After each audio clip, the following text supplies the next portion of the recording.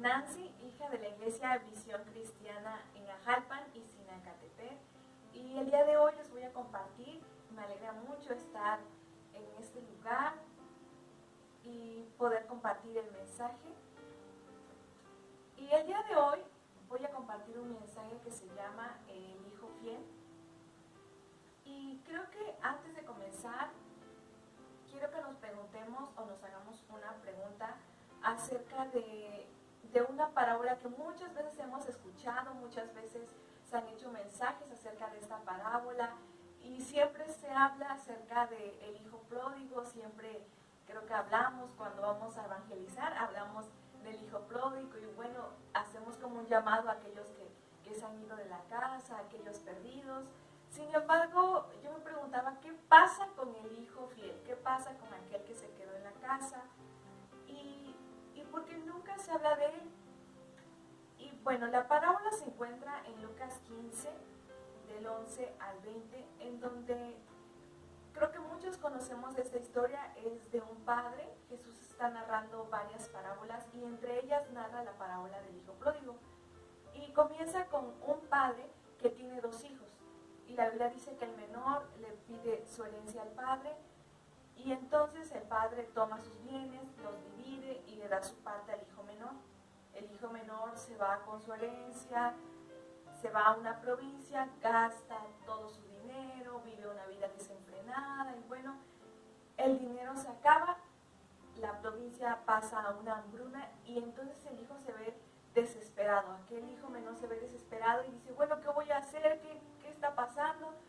Va a pedir trabajo y el único trabajo que encuentra es alimentar cerdos. Posteriormente, aquel hijo, pues entre toda la crisis de la hambruna, en que tiene un trabajo que no le remunera bien y bueno, llega a tener hambre y entonces dice, bueno, mejor voy a regresar con mi padre porque sus trabajadores comen mejor que yo. Y entonces mejor voy a ir y le voy a decir a mi padre, padre, ¿sabes? He pecado contra el cielo y contra ti y ya no soy digno de ser llamado tu hijo. Tenme como un jornalero, como un trabajador. Y quiero que me acompañen a Lucas 15. Eso es parte de la parábola, pero quiero que leamos a partir del versículo 20, en donde el hijo está reflexionando y la Biblia dice, y levantándose vino a su padre, y cuando aún estaba lejos, lo vio su padre y fue movido a misericordia y corrió, y se echó sobre su cuello y le besó. Y el hijo le dijo, Padre, he pecado contra el cielo y contra ti, y ya no soy digno de ser llamado tu hijo. Pero el padre dijo a sus siervos, sacad el mejor vestido y vestidle, y poned un anillo en su mano y calzado en sus pies. Y traed el becerro gordo y matadlo, y comamos y hagamos fiesta, porque mi hijo muerto era, y ha revivido, se había perdido y es hallado. Y comenzaron a regocijarse. Y su hijo mayor estaba en el campo, y cuando vino y llegó cerca de la casa, oyó la música y las danzas, y llamando a uno de los criados le preguntó qué era aquello. Él le dijo, tu hermano ha venido y tu padre ha hecho matar el becerro gordo por haberle recibido bueno y sano. Entonces se enojó y no quería entrar. Salió por tanto su padre y le rogaba que entrase. Mas él respondiendo dijo al padre, he aquí, tantos años te sirvo, no habiéndote desobedecido jamás y nunca me has dado ni un cabrito para gozarme con mis amigos. Pero cuando vino tu hijo, que ha consumido tus bienes con rameras, has hecho matar para él el becerro gordo. Él entonces le dijo, hijo, tú siempre estás conmigo y todas mis cosas son tuyas, mas será necesario hacer fiesta y regocijarnos, porque tu hermano era muerto y ha revivido, se había perdido y es hallado. Y al comenzar en meditar acerca de este mensaje, yo me preguntaba por qué siempre se hablaba de aquel hijo pródigo, pero ¿qué hay del hijo mayor? Porque realmente 3/4 de la parábola solo nos cuentan la parte del hijo pródigo y ya en los últimos versículos ya se mete en la historia al hijo mayor.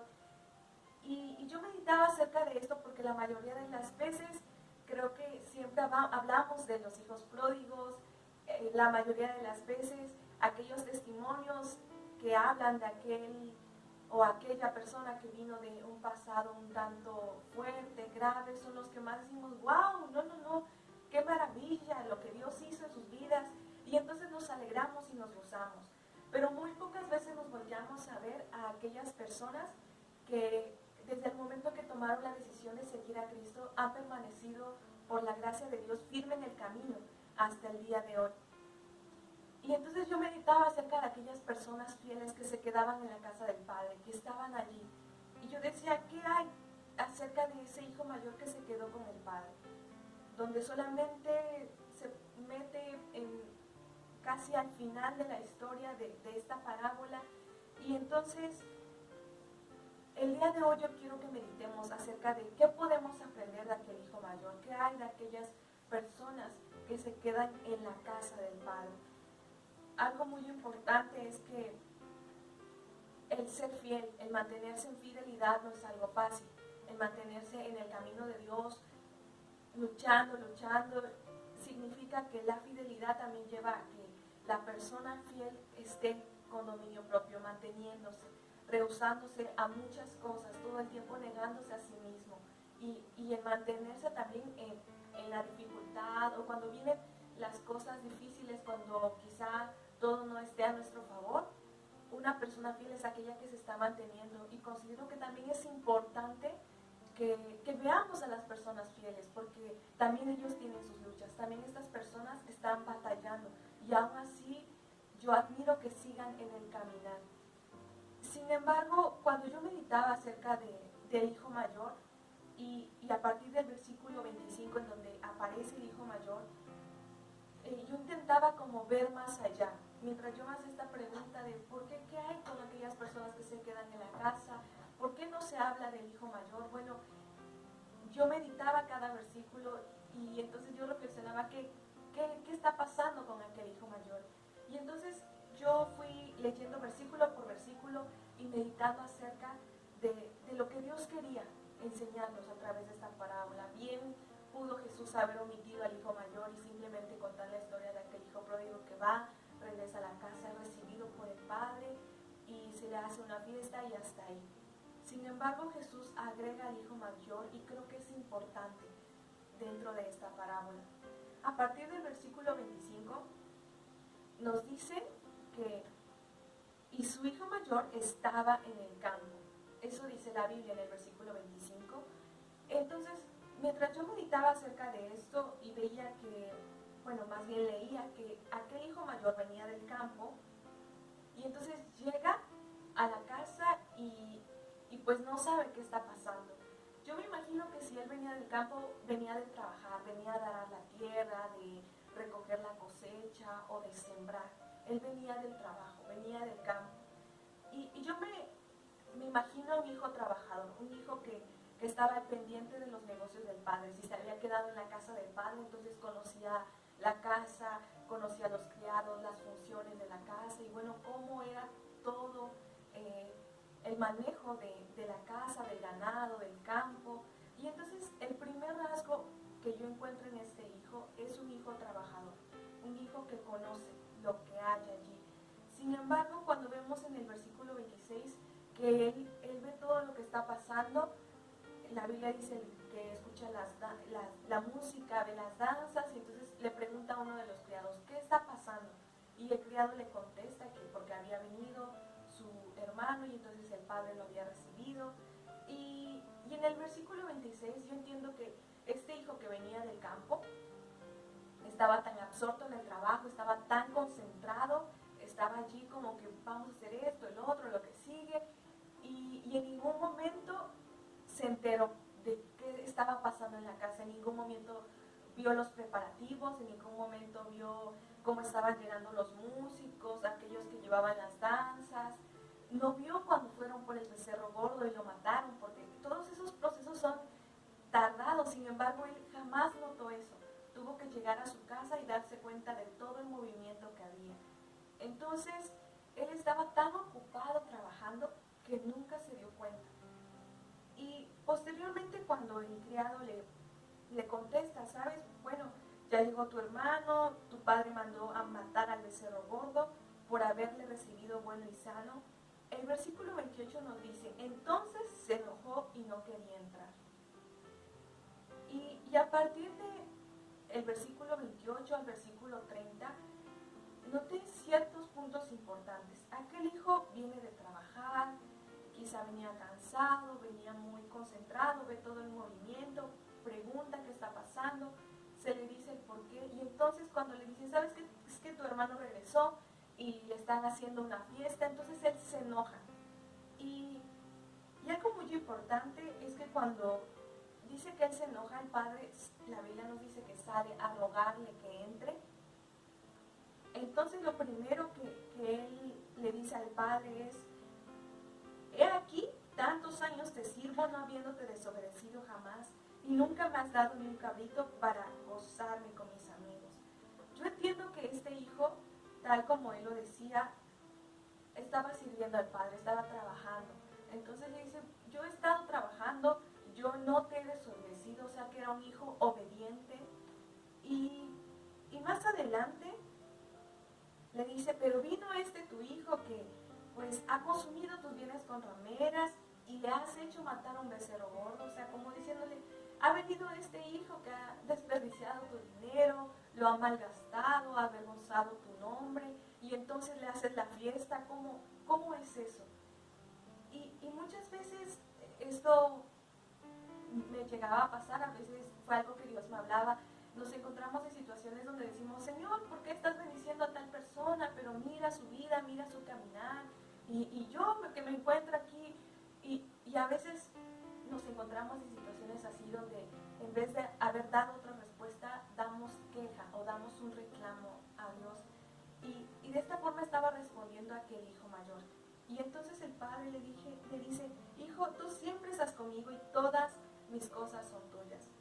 En el versículo 31 yo encontré algo muy importante. Aquel hijo era un hijo trabajador, era un hijo fiel, era un hijo obediente. Sin embargo, había ciertos puntos que él había olvidado.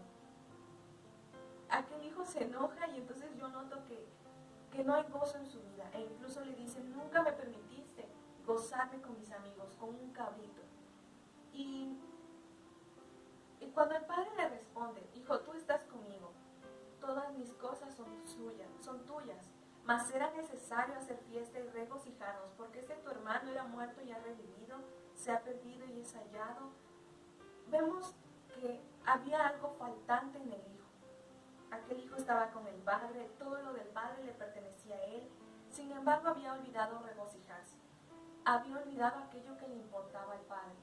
E incluso el padre estaba feliz, era un padre que estaba haciendo una fiesta porque uno de sus hijos que había desaparecido había regresado y entonces estaba gozoso, estaba aliviado el padre, porque muchas veces creo que cuando alguien de la familia está ausente, cuando dejamos de ver a una persona de la familia y de pronto regresa, creo que los padres y los hermanos son los primeros en regocijarse, son los primeros en alegrarse, en festejar, en llorar de alegría.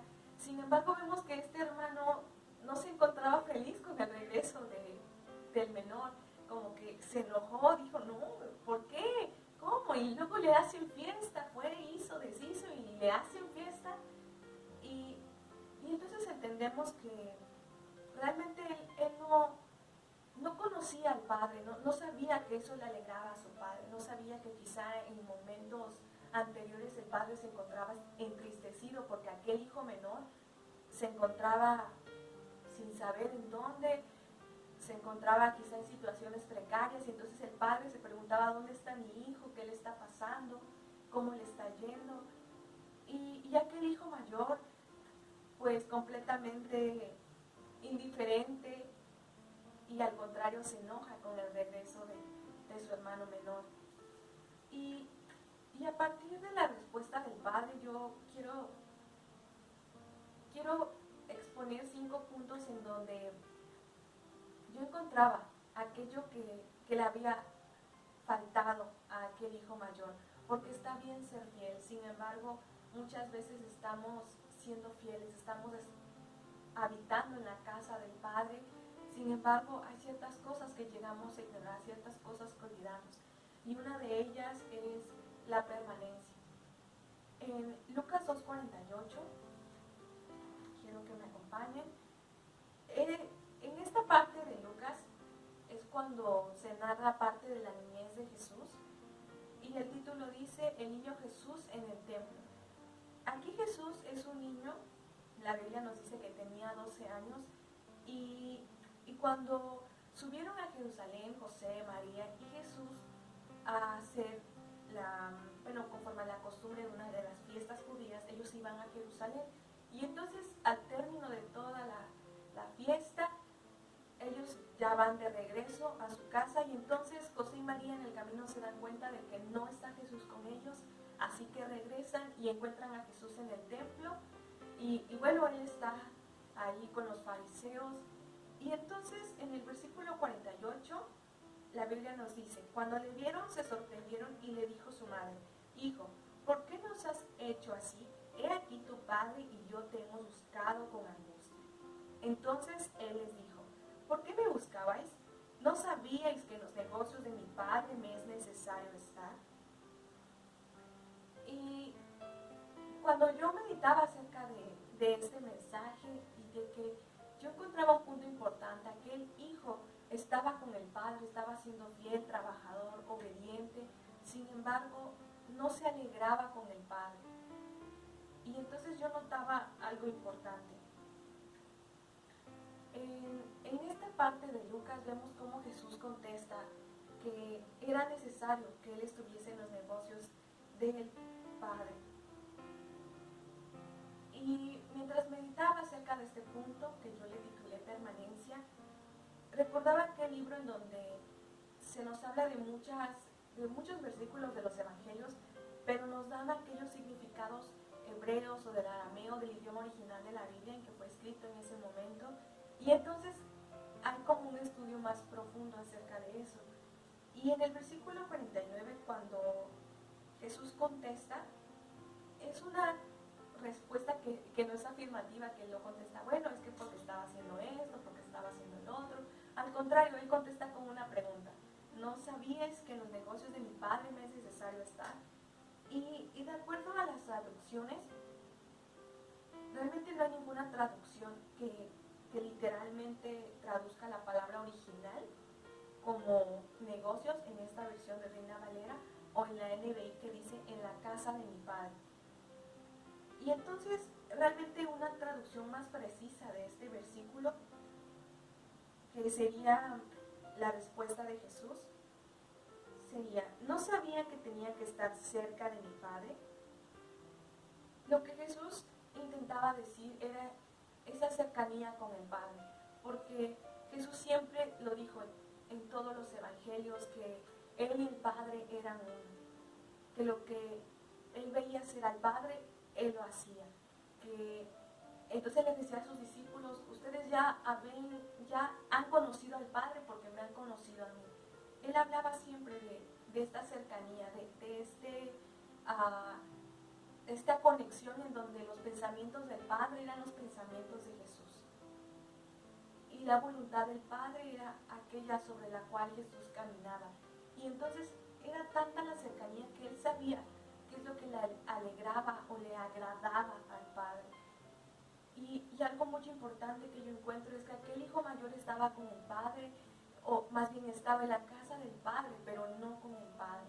No convivía, no, quizás nunca se detuvo a preguntarle a su papá cómo estaba, cómo se sentía.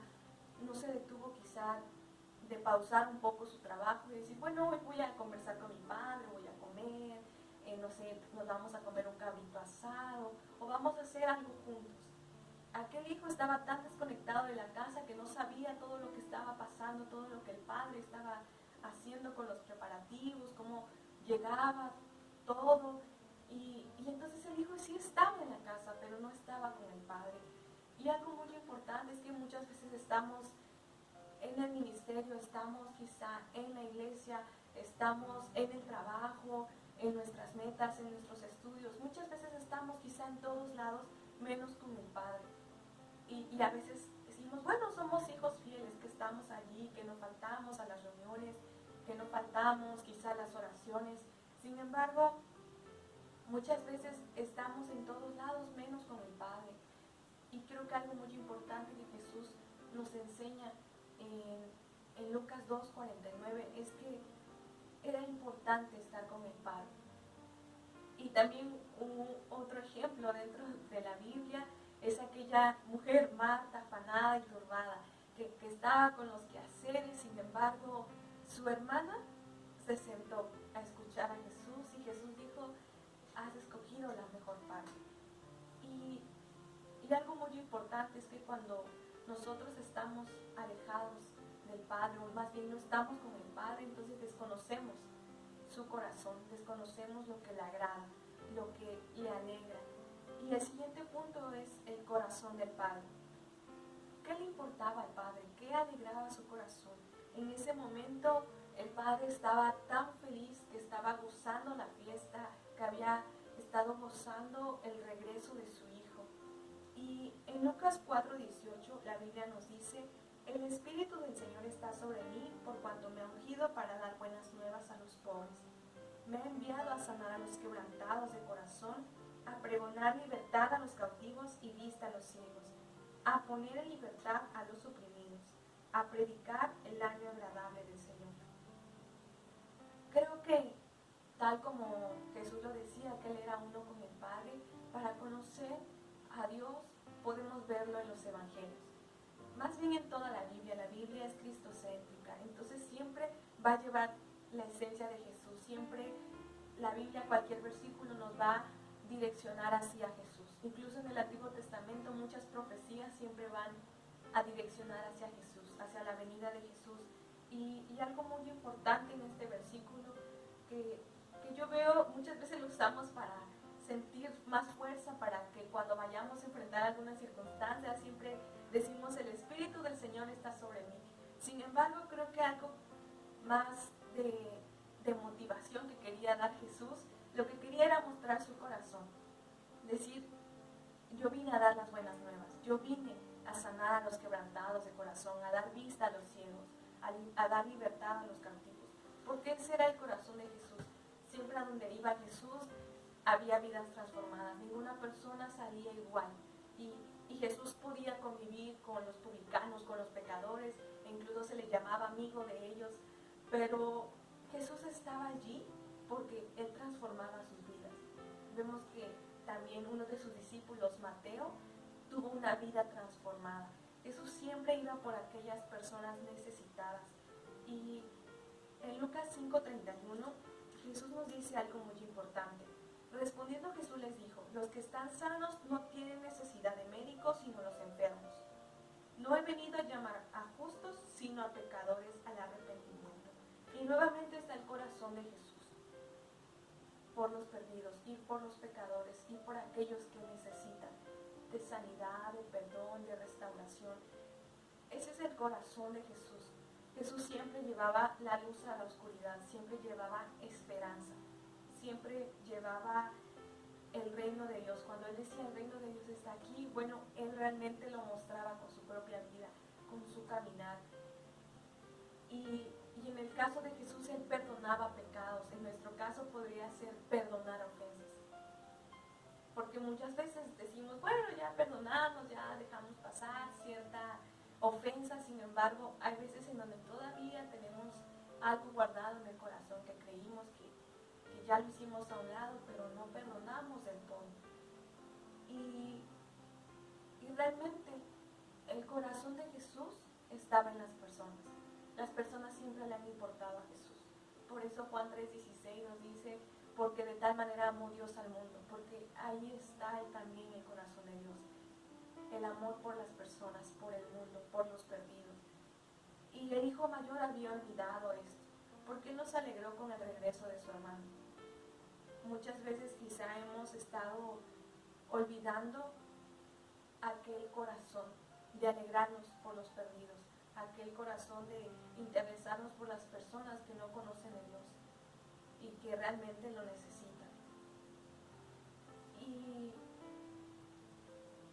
algo muy importante que muchas veces nos topamos el día a día, quizá en el trabajo, en la escuela, en la calle, con muchas personas, con muchos conocidos, y entonces ignoramos la parte en donde Jesús dice, yo vine por aquellos perdidos, yo vine por estas personas, yo vine por el mundo. Y entonces en nuestra vida muchas veces olvidamos también compartir el Evangelio, olvidamos esta parte importante que es lo que le alegra al Padre. El siguiente punto es el gozo. Y en esta parte del gozo creo que el hijo decía, Padre, ni siquiera me permitiste gozarme con mis amigos. Y el Padre también le dice, hay que regocijarnos. Va a ser necesario regocijarnos. Y Gálatas 5:22 dice, mas el fruto del Espíritu es amor, gozo, paz, paciencia, benignidad y bondad y fe. Y bueno, en esta parte de Gálatas está el fruto del Espíritu y vemos hasta el versículo 25.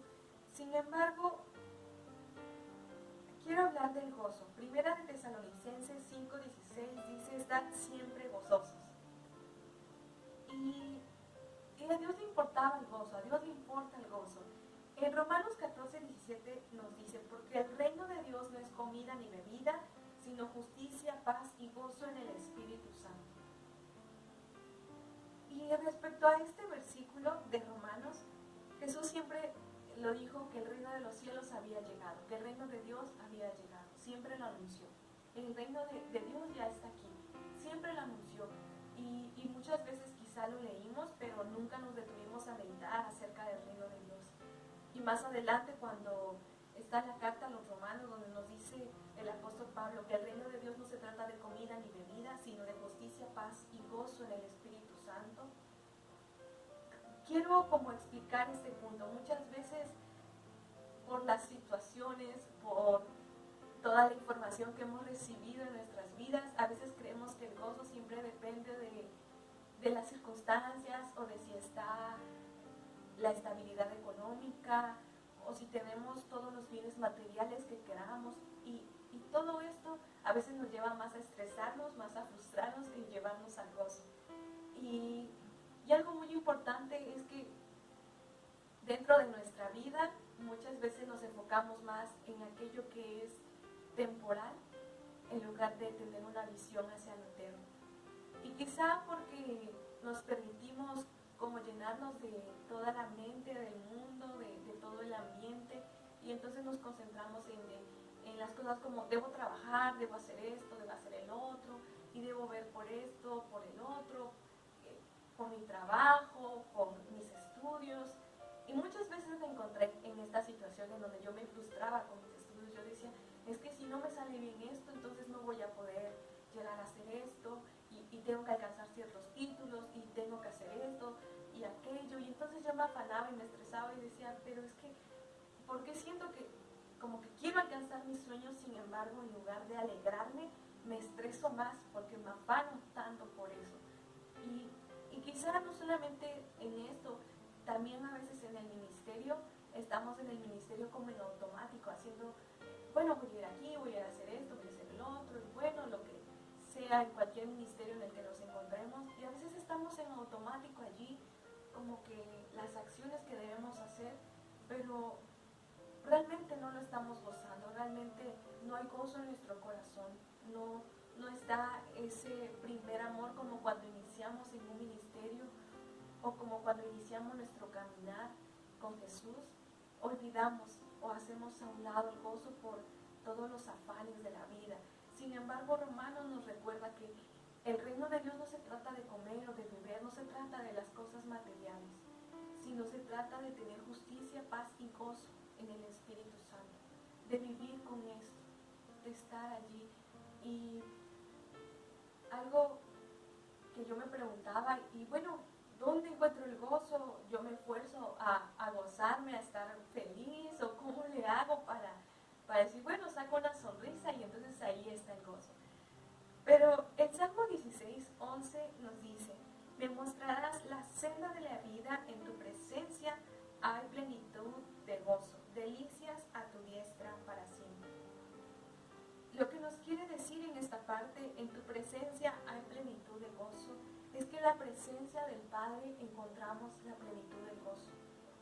Cuando estamos más cerca de Jesús, nos olvidamos completamente de todo aquello que va y viene, de aquello que no nos llevaremos a la eternidad.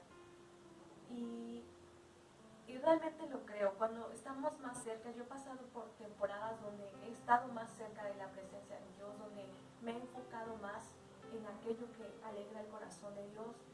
Y de verdad que te olvidas de todo lo material, lo olvidas, ni siquiera estás consciente de cuando, en el caso de los jóvenes, cuando salió la nueva marca de celular o el nuevo modelo o la marca de ropa, no eres consciente de eso porque dices, bueno, eso son etiquetas, son cosas materiales, es algo que no me va a dar identidad.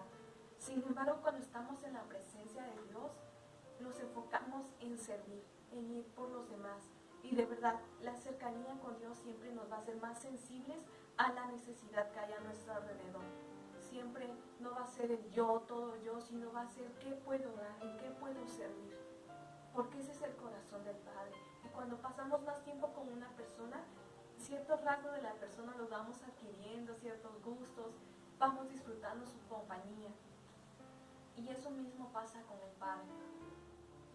Y el siguiente punto dentro del gozo lo podemos encontrar en el Salmo 133:1, que nos dice: mirad cuán bueno y cuán delicioso es habitar los hermanos juntos en armonía. Yo encontraba que este punto es importante porque aquel hijo mayor se había olvidado de su hermano, quizá ni siquiera esperaba que regresase su hermano y nos alegró con su regreso. Pero cuando leemos el Salmo 133:1 nos dice: mirad cuán bueno y cuán delicioso es habitar los hermanos juntos en armonía. Creo que dentro de la iglesia también es importante el mirar hacia nuestros lados. ¿Quiénes son aquellos que están caminando también con nosotros aquel camino de la fe? ¿Quiénes son aquellos que también están pasando los mismos procesos que nosotros, o quizá otro proceso, otra dificultad?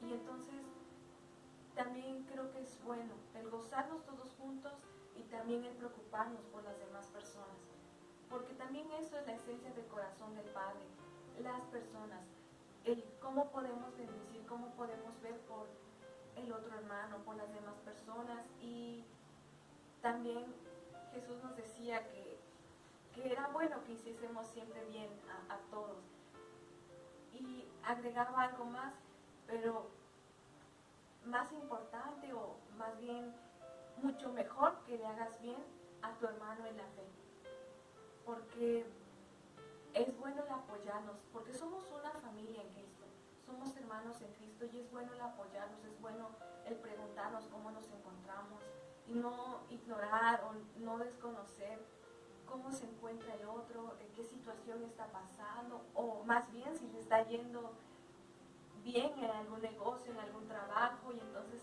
el alegrarnos por aquella bendición que ha llegado en las familias o en algún hermano. Creo que eso es importante, también el no olvidarnos acerca de aquellos hermanos que van caminando con nosotros, de aquellos que nos encontramos en las reuniones, de aquellos que también han orado por nosotros, porque muchas veces las personas, los hermanos, oran por nosotros, pero a veces nosotros no oramos por ellos, no decimos: Señor, ¿cómo le estará pasando? Yo bendigo a tal hermano o a tal hermanita, yo bendigo sus negocios, yo bendigo sus trabajos, sus familias, o quizá algún hermano necesita sanidad. Y creo que debemos recordar esto. Jesús siempre se interesó por sus discípulos, por la familia de sus discípulos. También nosotros podemos hacer eso, los unos con los otros. Y el siguiente punto al que quiero pasar, que creo, bueno, es el último, sin embargo, es importante. Cuando el hijo mayor le está hablando al padre acerca bueno, le está reclamando de que él no sabía, bueno, más bien le dijo: no me has dado un cabrito para gozarme con mis amigos. Y el padre le contesta, hijo, tú siempre estás conmigo y todas mis cosas son tuyas. Había algo que también el hijo no había notado. Cuando Jesús narraba la parábola, nos dice que el padre tenía 2 hijos, el menor de ellos le pidió la parte de su herencia, entonces el padre tomó todos sus bienes, los dividió en 2 y le dio su parte al hijo menor. Y al leer esta palabra yo meditaba que realmente aquel hijo mayor como que no había entendido las cosas o como que algo no le había cuadrado bien, porque pues si el padre había tomado sus bienes, los había dividido en 2, entonces la parte que se llevó su hermano menor, y que la gastó como quiso, la otra parte que había quedado era la herencia del hijo mayor, es decir que quizá el ganado, el campo, la casa, ya era la herencia del hijo mayor. Entonces yo entiendo que el hijo mayor estaba esperando que el padre le diera un cabrito cuando él pudo haber tomado ese cabrito para gozarlo con sus amigos. El padre le dice, todas mis cosas son tuyas.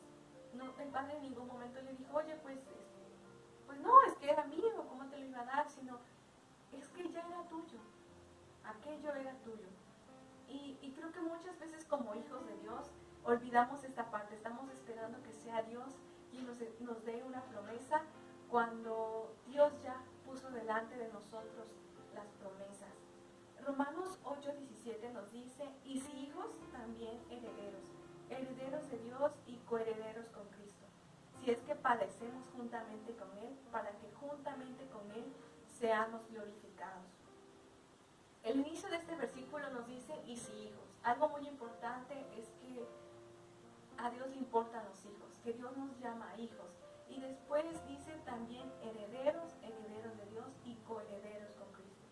Dios ya nos dio nuestra herencia, la parte de nuestra herencia. Él ya puso delante de nosotros muchas promesas, que a veces estamos esperando que sea Dios quien nos las dé cuando Él ya extendió. Y varias promesas podemos encontrar dentro de la Biblia. Romanos 8:39 nos dice que nada nos separa del amor de Dios. El Salmo 55:22 nos dice que Jehová nos sustenta. El Salmo 23:3 nos dice que Dios confortará nuestra alma. Primera de Juan 2:25, que Dios nos promete vida eterna. Esta es una promesa que veremos cumplida al final de nuestros días y que muchos nos gozamos acerca de saber que vamos a encontrarnos delante del Padre en su presencia, glorificados por la eternidad. Filipenses 4:19 nos dice que Dios suplirá todo lo que nos falte, conforme a las riquezas en Cristo Jesús. Y estos son solamente un puñado, algo pequeñito de las promesas de Dios, porque en la Biblia encontramos infinidad de promesas. Y quiero que vayamos a Romanos 8:6.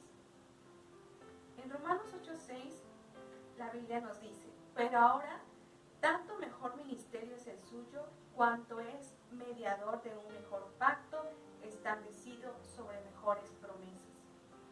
En este capítulo, un poquito antes, versículos antes, se nos explica que en el Antiguo Testamento todo lo que se hacía, aquellos sacrificios, todo lo que estaba siendo establecido era una sombra de lo que iba a venir. Todo eso apuntaba acerca de lo que Jesús iba a venir a hacer al mundo, que nos iba a salvar, que Él se iba a entregar, que nos iba a salvar.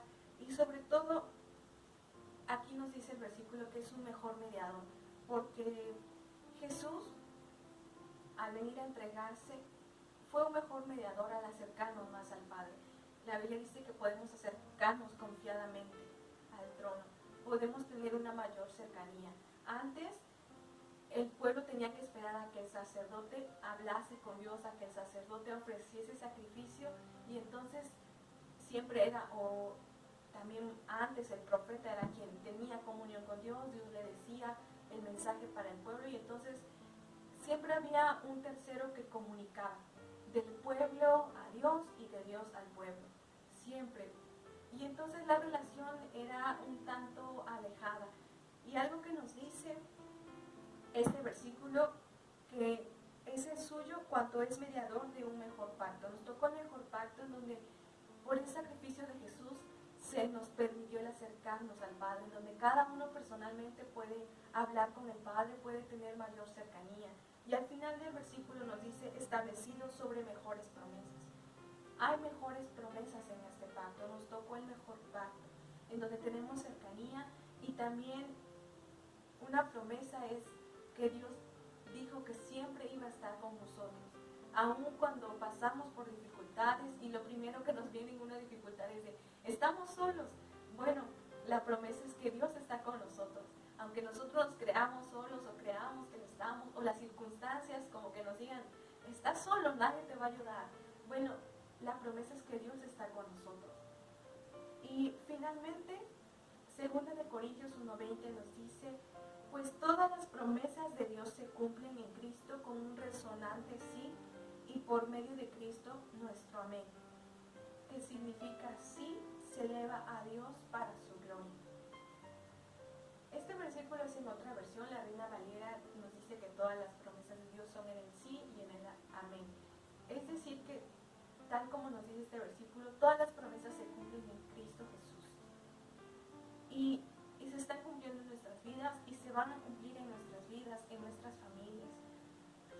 Simplemente nosotros debemos creer que realmente ya se está cumpliendo, o más bien el reclamar esas promesas para nuestras vidas, para aquellos que nos rodean, tomar aquellas promesas y no ser como aquel hijo mayor que estaba esperando que el padre le diese cuando el padre ya había dado. Nosotros ya podemos tomar las promesas de Dios. Y este es el mensaje que quería compartirles. Espero haya sido de bendición a sus vidas y quiero que me acompañen a orar para poder meditar acerca de este mensaje. Padre, te damos gracias el día de hoy por permitirnos nuevamente escuchar tu palabra, escuchar tu mensaje. Y Padre, ponemos delante de ti nuestro corazón, pidiéndote que siempre nos guíes, que sea tu Espíritu Santo acompañándonos, para no olvidarnos de pasar tiempo en tu presencia. Realmente queremos conocer tu corazón, queremos ser aquellos hijos que se interesan por aquello que alegra al Padre. Queremos gozarnos contigo, queremos celebrar contigo, queremos y anhelamos que nuestro corazón te agrade, que no solo nos enfoquemos en aquello temporal, que no nos enfoquemos en aquello que no va a sembrar para lo eterno, que siempre estemos dispuestos a servirte a ti, a bendecir a otras personas, que siempre nuestro caminar sea el estar cerca de ti. Siempre meditemos en qué estamos haciendo, que si realmente aquello en lo que estamos trabajando está siendo conforme a tu voluntad. Padre, queremos presentarnos delante de ti con una vida que realmente te glorifique, con una vida que realmente alegre tu corazón, siendo hijos fieles para ti. Padre, y yo pongo cada familia, cada persona delante de ti. Yo bendigo la vida de cada persona que nos está escuchando y damos gracias por sus vidas. En el nombre de Cristo Jesús. Amén. Y muchas gracias por permitirnos llegar hasta sus hogares, por nuevamente escucharnos, por compartir los videos, cada predicación en la página. Muchas gracias. Bendiciones.